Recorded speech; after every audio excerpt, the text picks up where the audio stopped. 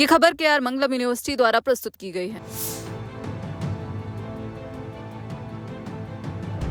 अरुणाचल प्रदेश के पास एलएसी पर तनाव की खबरों के बीच चीन का बड़ा बयान सामने आया है। चीन के विदेश मंत्रालय ने बुधवार को कहा कि चीन भारत सीमा पर हालात फिलहाल आमतौर पर स्थिर हैं।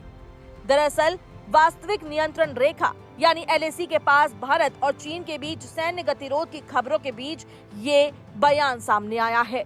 चीन के विदेश मंत्रालय के प्रवक्ता गुओ जियाक्यून ने अरुणाचल प्रदेश सीमा के पास चीनी सेना की गतिविधियां बढ़ने की खबरों पर कोई टिप्पणी करने से इनकार कर दिया।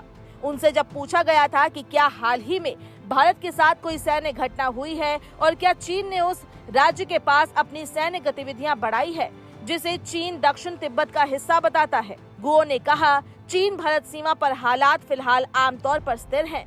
उन्होंने बताया कि चीन और भारत ने पिछले हफ्ते चीन भारत सीमा मामलों पर बातचीत और समन्वय के लिए वर्किंग मैकेनिज्म की 36वीं बैठक की थी। उन्होंने कहा, दोनों पक्ष राजनयिक और सैन्य माध्यमों से बातचीत जारी रखने और सीमावर्ती इलाकों में शांति और स्थिरता बनाए रखने पर सहमत हुए हैं। वहीं भारत का रुख भी उतना ही स्पष्ट है। भारत ने कहा कि चीन के साथ सीमा से जुड़े मामलों को भारत बेहद गंभीरता से देखता है। विदेश मंत्रालय ने इस बात पर जोर दिया कि लाइन ऑफ एक्चुअल कंट्रोल यानी एलएसी पर शांति और स्थिरता बनाए रखना सबसे जरूरी है, क्योंकि सीमा की स्थिति ही दोनों देशों के रिश्तों की दिशा तय करेगी। ये बयान अरुणाचल प्रदेश के ऊपरी सुबनसिरी इलाके में चीनी सैनिकों के आक्रामक रवैये की खबरों के बीच आया है। बता दें कि विदेश मंत्रालय ने कहा कि अरुणाचल प्रदेश भारत का एक अभिन्न हिस्सा है।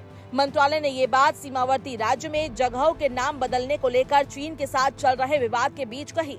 विदेश मंत्रालय के प्रवक्ता रणधीर जायसवाल ने मीडिया ब्रीफिंग में कहा, मैं एक बार फिर दोहराना चाहता हूं कि अरुणाचल प्रदेश भारत का एक अभिन्न और अविभाज्य हिस्सा है और ये एक ऐसा तथ्य है जो पहले से ही स्पष्ट है। साथ ही मैं इस बात पर भी जोर देना चाहता हूं कि इस निर्विवाद सच्चाई को कोई नहीं बदल सकता।